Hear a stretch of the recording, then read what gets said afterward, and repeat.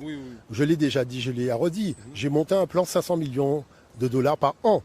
Parce que, comme je l'ai dit, nous avons une usine de géothermie qui fait plusieurs millions par an et qui se sépare le pognon sans reverser à la Guadeloupe de l'argent. C'est-à-dire on n'a pas un euro. Oui, C'est du jamais vu cette affaire. Il y a quand même un truc qu'on appelle l'entreprise citoyenne.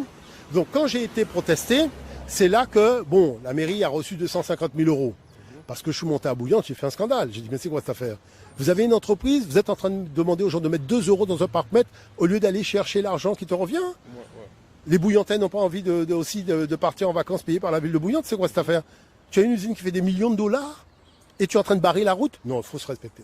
Exact. Il n'y a aucune route à barrer parce que c'est pas qu'on n'a pas d'argent, on nous vole notre argent. Il faut être très clair. Bon. La deuxième chose avec M. Gérald Bougré, on a dit qu'on peut construire une deuxième usine beaucoup plus imposante que la première. Donc avec une rentabilité plus. Sauf que, au lieu de partager les bénéfices avec un petit groupe de personnes à l'autre bout du monde, on va partager les bénéfices avec les Guadeloupéens. Et nous allons développer tout simplement des zones par lesquelles les gens qui sont dans ce désir de faire telle chose vont recevoir un budget, les autres et compagnie. Développer l'artisanat et compagnie.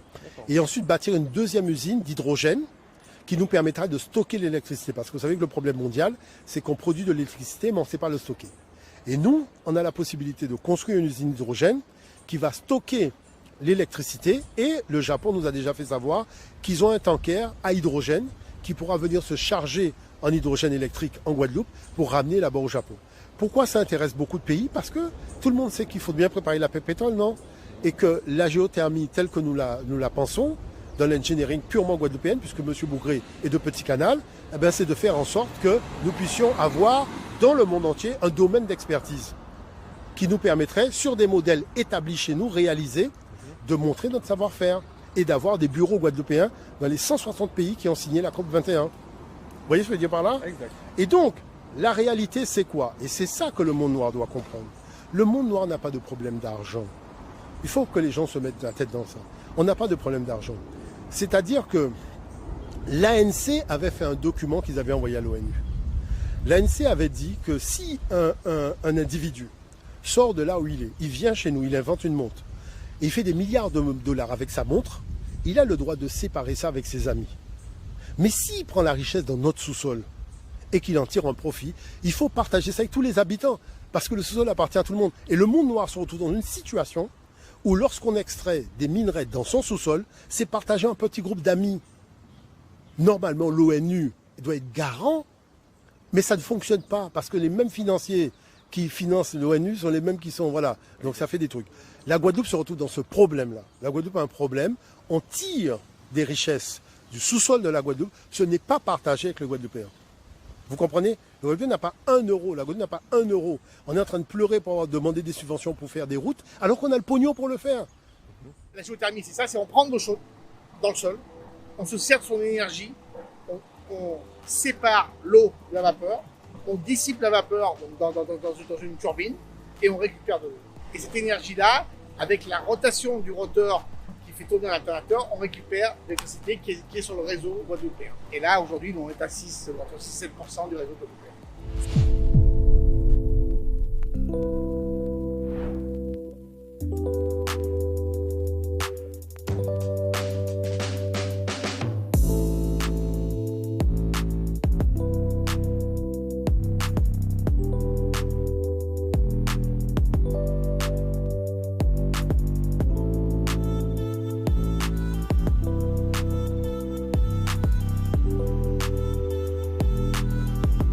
La géothermie, c'est l'avenir, hein, c'est la seule énergie propre et stable.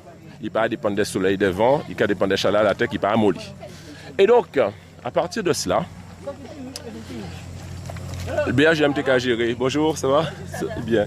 BHMTK géré Bita Bouillante là, et Pathé peut faire les gros investissements. Et c'est une entreprise privée américaine, Ormat, israélo-américaine, qui prend ça en main. Heureusement qu'elle était là, parce que l'État français n'a pas investi à l'époque, et la région n'a pas les moyens, pas voulu, on pas savent, et BHM n'a pas les compétences et les moyens. Donc, son bon bitin qui a fait ça, par contre, il faut y aller à Jean Bono. Ça qui époque, à qui mandature? 2000, autour de 2010. D'accord, c'était M. Lurel. Lurel, et ensuite ça conclut si Chalus. Bon. Et donc, en cas de bitin, On match de la qui a gagné, c'est après moi qui dit c'est mer bouillante. Nous auditionnons ici ça parce que faut savoir qu'il y a un projet de loi accélération des énergies renouvelables qui passe au Sénat et qui est passé à l'Assemblée bientôt. C'est pour ça que nous travaillons ici ça et c'est important que nous développions les énergies renouvelables. Sauf que on mat prend ça en main et quand vers ces gens-là, il a fait 5 à 6 millions d'euros de bénéfices, pas de chiffre d'affaires, de bénéfices. D'accord, de bénéfices. De bénéfices. 5 à 6 millions d'euros par année de bénéfices. Et donc, l'idée, à présent, c'est de voir qui j'en nous passer un amendement pour nous augmenter contribution à ONMAT pour la ville, pour la région, pour le département. Ça, c'est important parce que pour l'instant, il y a à peu près moins de 200 000 euros à la ville de Bouillante, ça n'a pas assez. Mais, travail nous à présent, c'est de forces de créer, par exemple, des crédits d'impôt pour permettre aux investisseurs de pouvoir utiliser plus la géothermie. Parce que là, nous avons utilisé trop de fuel, nous avons utilisé trop d'énergie polluante dans Guadeloupe, alors que nous ni soleil ou quand vous avez tapé là. Ensuite, ça on veut dire sur la géothermie, c'est que une fois que nous créons crédit d'impôt là, ça, il faut nous aussi créer une incitation pour les habitants qui sont alentour à la station de géothermie là, ça. Donc il faut nous une gratuité. Ou bien en tout cas en réduction d'électricité pour tous ces mounas qui alentour à centrale là parce qu'il y a quelques nuisances. Et bien nous allons travailler pour passer un amendement si ça à l'Assemblée nationale. Je passe un amendement au Sénat mais pas assez fort. Nous allons travailler pour passer un amendement plus fort encore. Géothermique, un potentiel sous-estimé que l'on retrouve dans la plupart des zones volcaniques récentes. Partout où vous avez un volcan en activité, vous avez des chances d'avoir une ressource favorable à la production d'électricité. Et dans les îles de la Caraïbe, les volcans, c'est pas ça qui manque. There are 21 volcanoes within that island arc, Dominica having 9 of them. Well, we have one right here, right next to us in this location, which is actually the main heat source for the geothermal reservoir that we have here in Roosevelt. C'est dans le cadre d'une coopération européenne avec les îles françaises voisines qu'est réalisé le programme de géothermie à la Dominique. Des études de faisabilité, menées notamment par la région Guadeloupe, l'ADEME et le BRGM, avec le soutien des fonds européens, ont permis d'évaluer le potentiel de la vallée de Roseau à près de 120 MW d'électricité. Une puissance qui dépasse de loin les besoins actuels des foyers de l'île. Parce que nous avons estimé que fournit véritablement l'opportunité de offrir tout le monde l'opportunité de vivre bien assis la terre, surtout en Guadeloupe, là, il n'y a pas de richesse. Et donc, nous tenions un problème. Et qui j'en fait jonction avec M. Bougré. En rendant compte qu'en fait, nous n'avons un problème. Déjà, là, on a discuté par les élus, il y a ni non de l'année de retard, assis le contexte réel de potentiel qu'elle doit représenter. Même en ville, il y a un paquet de villes, il y a un paquet de potentiel. Mais il n'y a même pas au courant à potentiel à ville. Bon, bref. Mais après, il y a monté les communautés d'agglomération des communes, où quand on vous compte qu'on a passé un paquet de temps pour convaincre les décisionnaires, les décisionnaires convaincus, ils ont venir voir, ils ont dit, fait un dossier, ou qu'on fait dossier là, ils ont fait une commission, ou qu'on tout équipant, présenter le dossier là, il y a dit c'est excellent, nous en allons voir le préfet. Le préfet qui a vrai que son stratégie casse-code, il a dit non.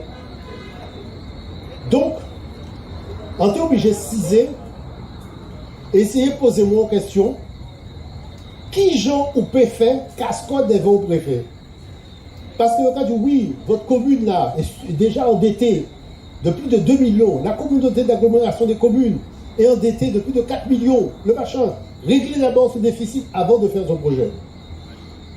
Monsieur le préfet, est-ce que le projet est essentiel et vital pour la Guadeloupe? Oui, mais c'est une collectivité territoriale qui est endettée. Il est hors de question qu'elle lance le chantier de ce projet. Donc c'est comme ça qu'à Anija, nous n'avons pas qu'un dossier mort parce que le préfet là dit non.